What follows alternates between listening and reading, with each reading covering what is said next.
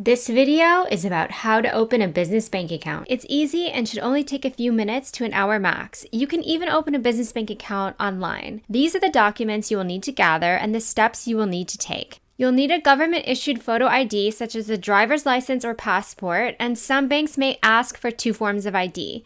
You'll also need to give your personal mailing address and contact information along with your date of birth and social security number. If your business has an employer identification number, you need to provide that along with any corresponding documents from the IRS. Sole proprietors and single-member LLCs may be able to use their personal social security numbers. The application will ask for your business name and address, as well as your trade name or doing business as name, DBA, if applicable. Beyond that, you'll need to list your business entity type, whether it's a sole proprietorship, partnership, LLC, or corporation, etc., and disclose the industry you're in and the type of business you operate. The documents you need to provide depend on how your business is set up.